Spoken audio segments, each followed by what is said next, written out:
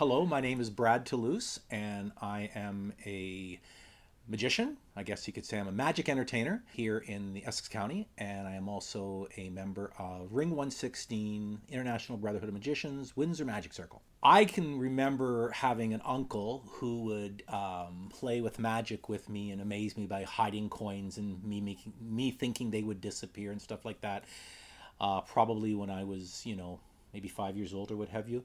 But years ago, when Tony Roma's, the restaurant at Devonshire Mall, was open, I used to do close-up magic there, and I remember going in to do my shtick one night. Went up to a table with these two elderly women, and I said, "Oh, good evening. I'm Brad Toulouse, and I'm here to do a little close-up magic for you." And they went, "Brad Toulouse, is your father named Fred Toulouse?" And I'm like, "Look, I don't know what he did to you, but I promise you I'm not like that." And they laughed. And what I found out was that when my father was laid off from an auto plant, he took a job tending bar at one of the union halls, and would take me, because my mother was working also, would take me to work and put me in the back room with a bag of chips and a can of pop and put on Border City Wrestling. And I guess I would amuse myself by making little stones and pieces of popcorn and stuff vanish and reappear and entertain the ladies back there. And these two ladies worked at the bar. So they basically told me, "No, you got into magic when you were like 3 years old." So a long time.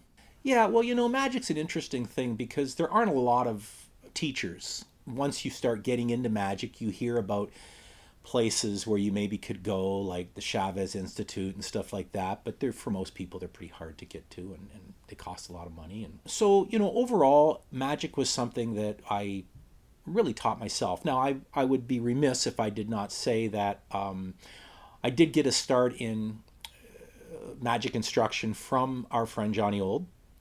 I believe when I was about 9, we saw that there was an advertisement in the paper for a magic workshop on weekends at Kennedy High School. At Kennedy High School. So one of my friends and we decided we would go, and I took magic lessons there from John. His first part of part one, and then his advanced course he actually did at his house. And so I went there with another group of people, and then later on I asked John, I said, "Do you do private lessons?" And he said, "Yeah." So for a couple of years, I actually took private lessons from John, where I would go and, he had a magic workshop in the basement with lots of neat tricks. It was that magic store feeling, eh? So there were a lot of routines I learned from John as well. And then after that, really, I think I had the foundation that I could just start teaching myself. So a lot of books, Tarbell, Mark Wilson, a lot of those seminal texts that I think we've all used, that I used to teach myself. And then learn from other people as well, like yourself and other people at the club. You can really learn a lot from other people, and not even necessarily lessons, just watching other people perform and then sitting and chatting with them and getting ideas. But I think also, too, sometimes when people are sharing the creative process, I think they actually are giving in a very generous way. So you learn, and you take something and you kind of make it your own and embellish it with your own ideas and personality and style. Oh, I'm 50. I'll be 59 this year. I'm 58 years old. And, I think magic has kept me young. It's kept me young at heart. I think if we think back at somebody like Doug Henning, God rest his soul, he's been gone a long time, but when he was performing, you would always see that childlike sense of wonder in his eyes and in his performing style, and I really like that. I would say nowadays, I perform, interactive magic entertainment that lends itself to a comic bent, whether it be doing my close-up or stage, whether working with kids or adults. I just try to have fun. That's the most important thing, I think a lot of magicians, maybe we take ourselves way too seriously, and we're entertainers first, and we want to put smiles on people's faces. Unless you're the kind of person that wants to leave somebody troubled and concerned, like maybe a bizarre magician or something, where you're leaving them feeling disturbed. But I think we want to entertain them. We want them to leave going, "I had fun with it. I had fun tonight." I found some books on bizarre magic very interesting. And what I did like about the bizarre magic is that there was always a story behind everything. So I liked the storytelling aspect of it. And so, yeah, I created, I don't know, over a couple of years, I created maybe 10 different bizarre magic effects that I was selling to Murphy's Magic. One branch of magic is psychic entertainment, I remember one time I was doing a show at the Cleary, which is now what we call St. Clair College Center. I was doing a dinner show. I did some really good intense mentalism effect. And after the show, I had somebody come up to me and they said, I really enjoyed your performance. And they took my hand and they looked at me in the eye and they said, can I ask you something? And I said, well, sure. And they said, I lost my sister. I lost my sister less than a year ago. And are you able to, can you tell me how she is? And are you able to reach out to her? And I really realized then that that branch of magic is a very powerful branch if it's used in a convincing way. And I know people have sometimes misused it. And so at that point, I kind of, I told her point blank, I said, I'm an entertainer. And I said, what I do is I just use magic principles, and I'm sorry if I led you down that garden path. And so I really always now, even when I do psychic entertainment, I always begin by saying what I am as a magician, and I use some of the principles of magic to replicate things that people might think are psychic phenomenon. But even then, try to do it in a lighthearted, fun way.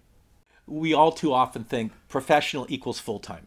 And I don't agree with that. I think professional is an attitude. And I think professional is how you carry yourself. And I think we all, whether we're performing one show a month, 2 shows a week, whatever we're doing, I think we should, to elevate our art, project ourselves in a professional manner. So professional is that you treat your audience with respect. I try really hard not to demean my audience. Sometimes there's a little bit of fun that we poke with each other, but I always tell people this is just fun, and take it lightheartedly. Even how we present ourselves when we come to a show. I remember Jeff McBride once saying that he always feels that you should always dress slightly better than the best dressed person in the room, and a little bit different too, so people notice you. I probably have been performing, when I say regularly, at least a show a month, but then even more. I mean, probably since I was maybe 17 or 18 years old. So it's been a long time, and logged a lot of flight hours, a lot of flight time, and it helps you. It helps you learn a lot of skills that you just can't learn overnight. You have to be out there in the field working. I've done close-up shows. I've worked for the Ontario Library System. I've worked for Motor City Casino, for Windsor Casino. I've worked for a lot of festivals in Windsor and Essex County and throughout Ontario. A lot of private parties, a lot of restaurants. Every venue's different, but in a way every venue's the same too. And so it really does, you skills that you pick up maybe as a, like I think, our friend who passed away, Wayne Tellier, and we used to do some magic at Devonshire Mall for Fun Fridays. And I think both of us agreed that was probably one of our best ventures into really doing that boom, boom, boom close-up magic where you're doing a trick over and over and over again, and it really helps you get that down pat. And I think that and restaurants and working at the casino, those are really good venues for learning, Now I'm not saying I'm going into retirement mode. I find myself not having the energy to do 3 shows a day anymore. So I'm still doing, I do a lot of private gigs, and you and I were talking about the fact that sometimes you got to put some travel in to do those, and that's fine. I probably started coming to the magic circle when I was a late teenager. I want to say that. I think I had some experiences with people that made me just feel like this is not the place for me at the time. That old school style of magicians that were very gruff, that can be a little intimidating for a young person, and they can shy away. And I think that's what happened to me. I had a couple guys saying, basically paraphrasing, "Oh, you're not going to perform that like that for anybody. Oh, don't show that like that." Instead of having a more like, supportive approach. And I was like, well, I don't need that here, Took a hiatus for quite a while, probably at least maybe 20 years, maybe. But then just started coming back, and I mean, I've been, pretty consistent now since late 90s maybe. But so now we've got a pretty good club going on right now, and I like being part of it. Yeah, as you know, good membership group now, lots of different people, lots of different varieties, and I think that's good for the club. Well, I mean, I'm chief bottle washer. That's what I consider myself to be.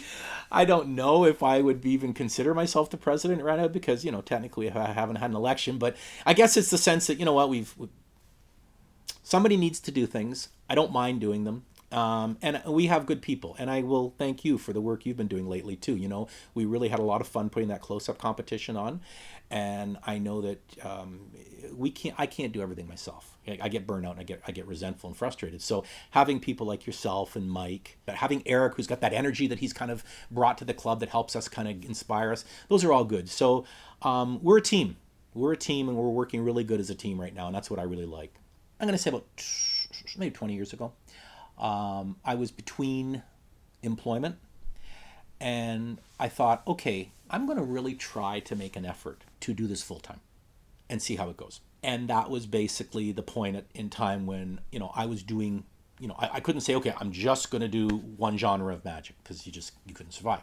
So I was doing library shows in the summertime throughout Ontario.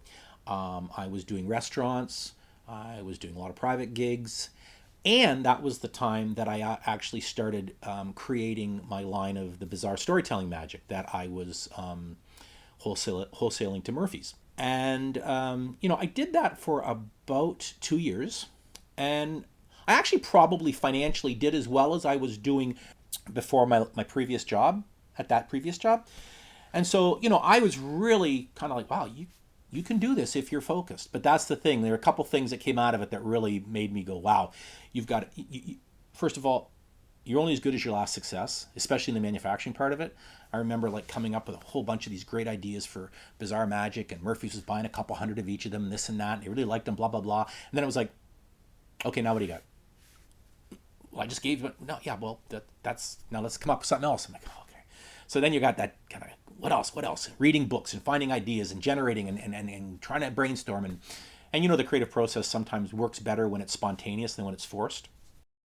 So that was a challenge. But then I also think, in 2020, my kids were really young. I had a young family at the time, and I was on the road a lot. And I didn't do well on the road. I didn't like it. It was a very lonely place. I'd be going away, to the point where you just couldn't turn around and drive home every night, especially if you're booking 2-3 shows nearby. And you're living out of a hotel, and you're eating restaurant food, and you're just calling home, saying hi, and miss you. It to me was not the life I wanted. So, it paid the bills, and it kept the family afloat, and it made me realize I can do this if I want to. And I did feel proud about that, but then it was also like, okay, I've done that. Now I know I can do it, but I don't want to do it. And so now, as a part-time entertainer with another full-time job, I feel that that's a good balance for me. Johnny did influence me. He taught me a lot about being a kid's entertainer. And what I'm going to, as we talk, it was like a cafeteria style of learning, where you go in and you take a little bit of this and a little bit of that. And you learn what works for you. I've always enjoyed Jeff McBride's magic. I think he has this amazing style where he commands the stage.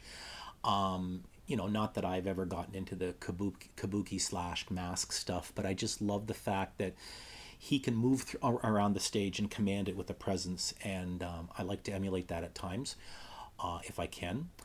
I love Jeff Hobson. I think Jeff Hobson is a hilarious entertainer, and some of his flamboyant styles I use in my show. I find them very funny and over the top. Michael Finney, I thought Michael Finney is a great entertainer, and again has a style and a manner which is, it's dry, but it's very respectful. He's very respectful of his audiences. But then there's also non-magic influences. I always tell people that I think I've always enjoyed silent films, even though I'm not a silent film aficionado. But I can just think of when you think of silent films, there was no voice, so they had to rely on physicality. So I love physical, motions, and seeing Buster Keaton move, and Charlie Chaplin the way he moves, and Laurel and Hardy, and the idea of the pratfall and the slow burn and all the different movements, and the Three Stooges too. I think those are all influences that I've drawn from here and there. And you might see me when I'm doing a part of my show and I get upset, but in getting upset I almost fall over because I'm losing control of myself.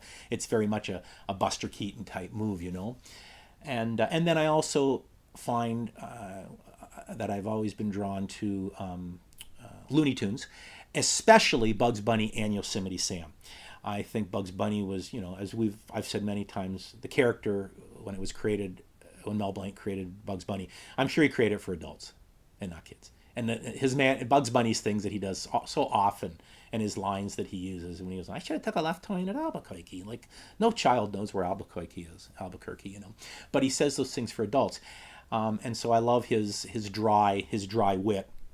But then a lot of times too in my shows, I will, especially my kids' shows, because one thing I learned a long time ago is kids love watching adults make idiots out of themselves. I was doing a show at a library one time. I had this little boy. We were right in the middle of the show, and I did something that made him laugh. And he said, "You're a real goofball." I said, "Oh yeah." He goes, "Yeah, just like my dad." And I said, "I bet you have a lot of fun with your dad." He goes, "Oh yeah, I do."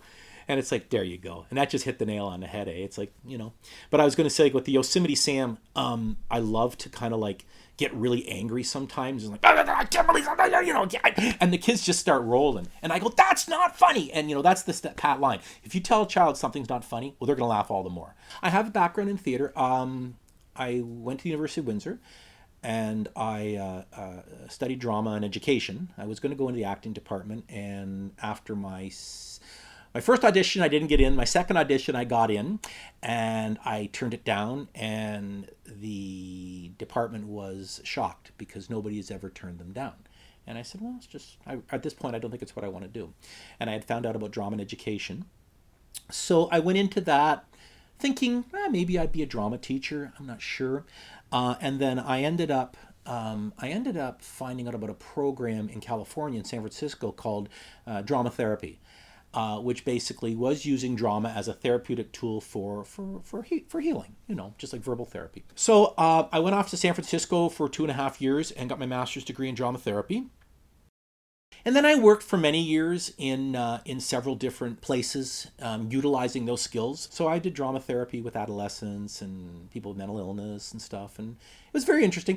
So, you know, I did that for many, many years and really enjoyed it. Really enjoyed the drama part of working on some really neat drama techniques, and actually did a few plays with people with disabilities and stuff about destigmatizing, and that was a lot of fun. But then after that, I just went basically straight into more social work style of work, and that's what I've been doing. I'm not a social worker. I'm what they call, because I have a master's degree, so I have an MA, not an MSW. I can't call myself a social worker. But I have been working for the last 17 years for the Windsor Essex Community Housing Corporation as what they call a community relations worker. And so I use all my skills to help people that are in social housing overcome some of the barriers that they're having. Sometimes they have interpersonal problems with other tenants. Sometimes they have trouble paying their rent. So we have to look at, you know, we don't want to evict you, but we got to figure out different options. Sometimes they need referrals for community resources because they have addictions or mental health problems or family issues. So just using all that. And I mean, every skill or everything we've done in our life, we can draw from those skills. So I'm sure my skills in magic, my skills in theater have helped me be better even in what I do now. For a few years in the summer at St. Clair College when they did summer camps, I would do a magic workshop there. And that was fun. I also did some workshops for hospice with kids who were, you know, families were dealing with cancer issues. Oh, and I also taught magic as part of my undergraduate thesis at Henry Ford Hospital with kids who are receiving dialysis.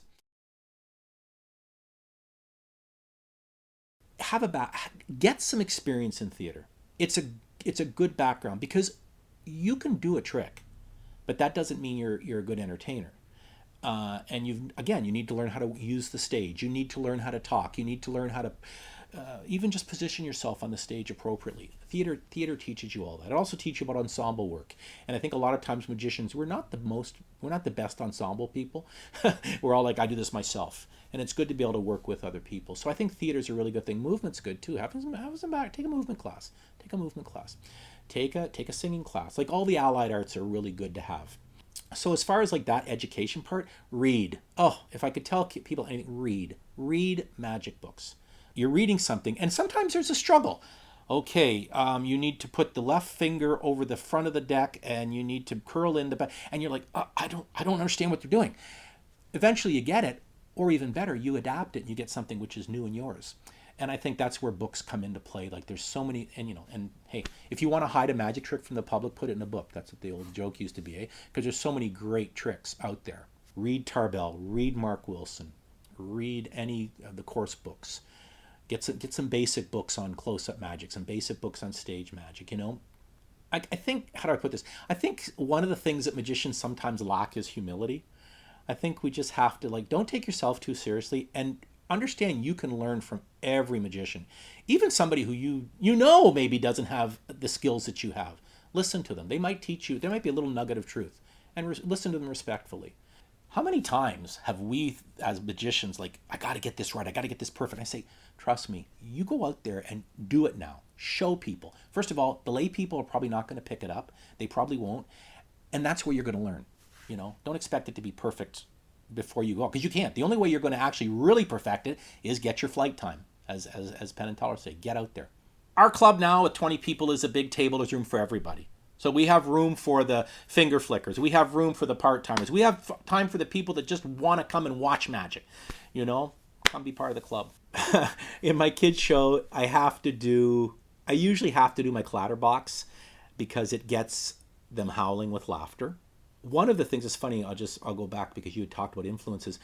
The last couple years, one of the things I've really been enjoying doing with some of my adult audiences is using instrumental versions of 80s songs and performing routines to them. You know, doing an opening, spectacular opening, colorful routine to an instrumental version of, say, Duran Duran's Rio, and just using the music. It gets me in a really good space, you know. I've been working for the last year on a linking ring routine, and I do it to an instrumental version of Gold by Spandau Ballet. And it's just a fun routine. And I enjoy it. So I wouldn't say that's a signature routine, but it's becoming one because I'm really having a lot of fun with it. And then I thought to myself, years ago, I used to love performing Sidewalk Shuffle. And so I brought that too because he's always got a great routine. I have a couple things I want to show you today.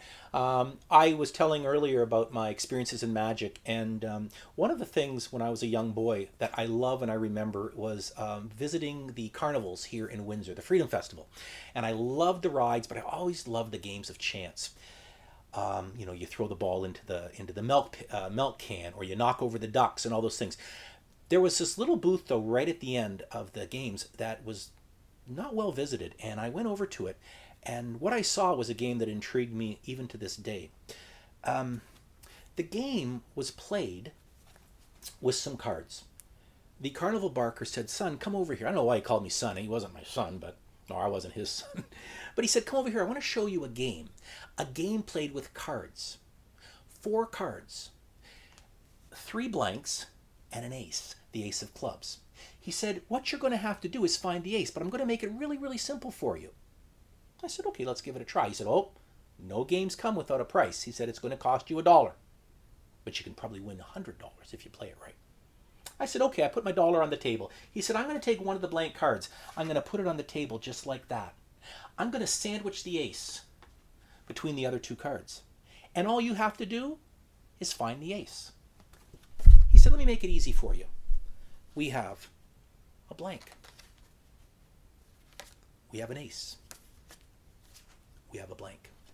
3 cards, 2 blanks and an ace." He said, "Find the ace." I was paying attention just like you were, and I knew the ace was not in the middle. He scooped up my dollar and he said, "You weren't paying attention. Son, I have 1, 2, 3 blanks and the ace, which is right here on the table." Okay. I guess I wasn't paying attention, or I was mesmerized. He said, "Let's try it one more time, double or nothing." He put the ace on the top. He put a blank on the table. He mixed the cards up once, twice, so now the ace was in the center. He said, "Double or nothing, put another loonie down, put another dollar down, and we'll see if you can find the ace." I put the money down, and he tried again with me. 3 cards. He said, "A blank, an ace, a blank. All you have to do is find the ace." I watched this time. I really watched. And I knew this time for sure that the ace... He said, "Son, you are not paying attention. What we have here are 3 blanks and the ace."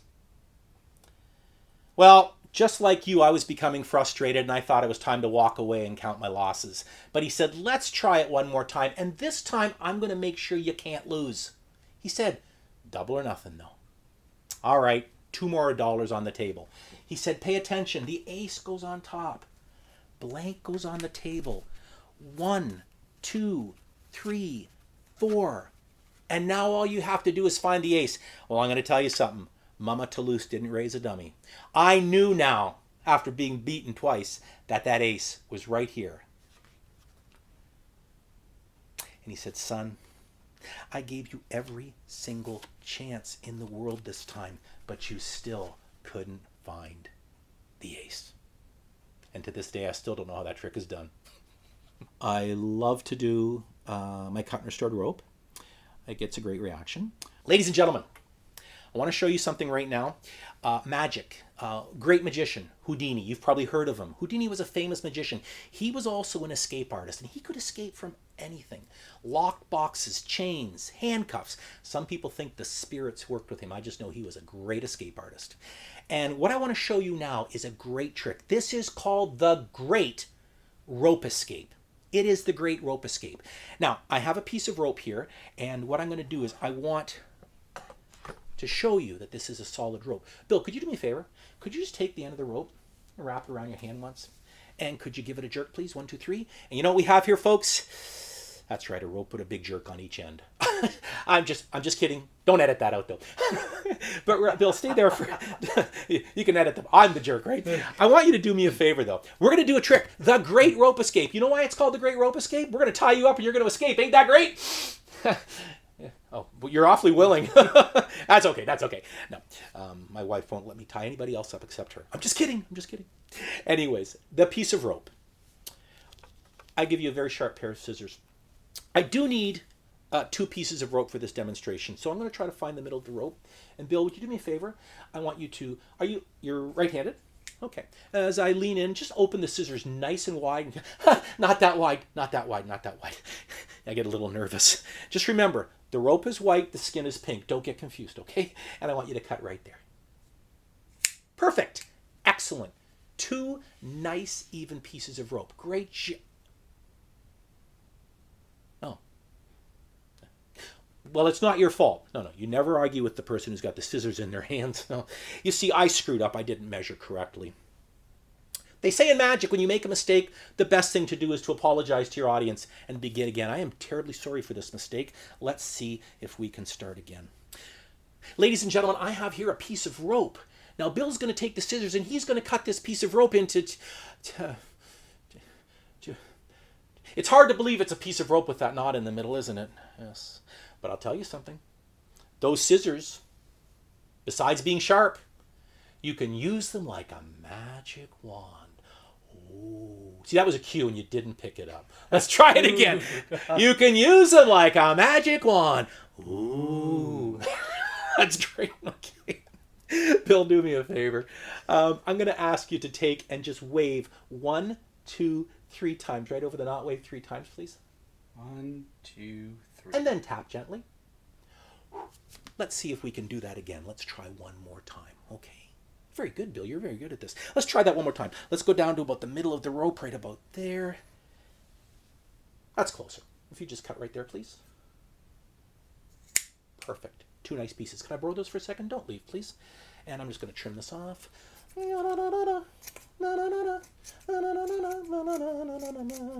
was a barber in my previous life. There you go. And will you do me a favor? Can you wave over my hand 3 times? 1, 2, 3, and tap. And again. He's very good at this, isn't he? You should, if you could give him a big round of applause right now. He's very impressive. I'll tell you what, Bill, I'd like to try this one more time, but this time, let's go for double or nothing, because you're a gambling guy, ain't ya? Sure. Okay. Sure. Okay. Sure. I'm going to go down about 1/3 of the way.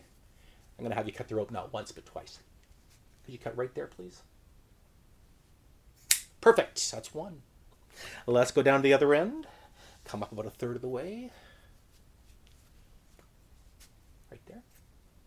And that's 2. You have cut the rope 2 times into 3 pieces. We've tied it together with a couple of knots. But I did forget to mention something. ladies and gentlemen, Bill, when I was a little boy, I was in the Boy Scouts. And what do you think they teach you to do in Boy Scouts? Not time. Chase Girl Scouts. I did. Great time in Boy Scouts. Only lasted 15 minutes, but that was okay. No, they teach you to make knots. And if you're good, you get a badge. I got a badge for making these knots. They are not slip knots. They are not square knots. They are not overhand knots. They are not underhand knots. These are called forget-me-nots. And you know why they're called forget-me-nots? Because I hope you never forget what you just saw right there. Let's give Bill a big round of applause for being such a great audience member. Thank you very, very much, sir. Thank you kindly. I want to thank you, Bill, for having me here today. I want to thank the people out in the audience and internet land for watching this. I want to thank the Windsor Magic Circle for being around all these years and allowing us as a group to really come together and have a lot of fun. So I hope you all have a magical day. Keep the magic alive and take care.